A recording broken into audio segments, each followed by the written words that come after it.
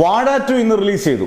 വാഴ ആദ്യത്തെ part, first part വാഴ 1 ആണോ വാഴ 2, ഈ രണ്ട് ഭാഗങ്ങൾ എടുത്ത് നോക്കുമ്പോൾ വാഴ നമ്മൾ ആദ്യത്തെ പാർട്ട് കാണുമ്പോൾ നമ്മൾ വേറെ ഒരു പ്രതീക്ഷയില്ലാതെ ആ സിനിമ കാണാൻ പോകുന്നത്. എനിക്ക് ആ സിനിമ ഒരുപാട് ഇഷ്ടപ്പെടാനുള്ള കാരണം അതിനകത്ത് എല്ലാവരും തമ്മിലുള്ള ബോണ്ടിങ്, അച്ഛൻ അമ്മ അച്ഛൻ മക്കൾ തമ്മിലുള്ള ബോണ്ടിങ് ഭയങ്കരമാണ്. അസീസ് നെടുമങ്ങാടും മോനുമായാലും കോട്ടയം നസീറും മോനുമായാലും എല്ലാം ഓർത്തിരിക്കാൻ ഇഷ്ടം പോലെ സീൻ ഈ ബോണ്ടിങ്ങുമായിട്ട് ബന്ധപ്പെട്ട് നല്ല രസമുണ്ട്, നല്ല ഹ്യൂമറുണ്ട്, നല്ല മെസ്സേജ് ഉണ്ട്.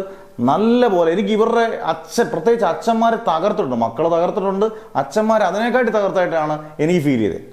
അങ്ങനെ അടിപൊളിയായിരുന്നു വാഴ 1. തിരിച്ച് നമ്മൾ വാഴ 2 പോകുമ്പോൾ വാഴയുടെ അമിത പ്രതീക്ഷയായിട്ട് തന്നെയാണ്. കാരണം വാഴയെക്കാട്ടി സൂപ്പർ ആയിരിക്കും എന്ന് പറഞ്ഞാണ് വാഴ 2 പോകുന്നത്. എനിക്ക് വാഴ 2 തോന്നിയത് ചില ഭാഗങ്ങളിലൊക്കെ അങ്ങ് ചിലതൊക്കെ അങ്ങ് നീട്ടി ഒരുപാട് ലാഗ് ചെയ്യിപ്പിക്കുന്ന പോലെ ഫീൽ ചെയ്ത ചില ഫസ്റ്റ് ഹാഫിലെയും സെക്കൻഡ് ഹാഫിലും ഒക്കെ ചെറിയ ചെറിയ ഫീലിംഗ് ഉണ്ട്. പക്ഷേ ഇമോഷണലി കണക്ട് ആയി. ഇപ്പം UK പോകുന്നതും കാനഡയിൽ പോകുന്നതൊക്കെ ഇപ്പോഴത്തെ കുട്ടികൾക്ക് ഏറ്റവും മെസ്സേജ് കൊടുക്കുന്ന പടം ഏതാണെന്ന് ചോദിച്ചു കഴിഞ്ഞാൽ വാഴ 1 ആണോ വാഴ 2 എന്ന് ചോദിച്ചു കഴിഞ്ഞാൽ ഇപ്പോഴത്തെ ജനറേഷന് പറ്റിയ പടം വാഴ 2 തന്നെയാണ്. ഇപ്പോഴത്തെ ജനറേഷൻ എന്ന് പറഞ്ഞാൽ ഇപ്പം കറന്റ് +1 +2 10ാം ക്ലാസ് പഠിക്കുന്ന കുട്ടികൾ വാഴ 2 നിർബന്ധമായും കാണണമെന്ന് പറയും. കാരണം അങ്ങനെയുള്ളവർക്കുള്ള കൃത്യമായ മെസ്സേജ് ഉണ്ട്. എനിക്ക് മറ്റേതിനെക്കാട്ടി ക്ലൈമാക്സ് ഇഷ്ടപ്പെട്ടതും വാഴ 2-ൻ്റെയാണ്. വാഴ 1-നെക്കാട്ടിൽ ക്ലൈമാക്സ് നമുക്ക് ചിരിച്ച് കൈയടിച്ച് ഇറങ്ങാവുന്നൊരു ക്ലൈമാക്സ് തന്നിട്ടുണ്ട്. പക്ഷെ ഓരോരുത്തർക്കും ഓരോ അഭിപ്രായങ്ങളായിരിക്കും. നിങ്ങൾക്ക് ഇഷ്ടപ്പെട്ട ഇതിനകത്ത് ഏതാണ്? വാഴ 1 ആണോ വാഴ 2 ആണോ? നിങ്ങൾക്ക് അതിനകത്ത് ഏറ്റവും വാഴ 1-നകത്ത് ഫേവറേറ്റ് കഥാപാത്രം ഏത്?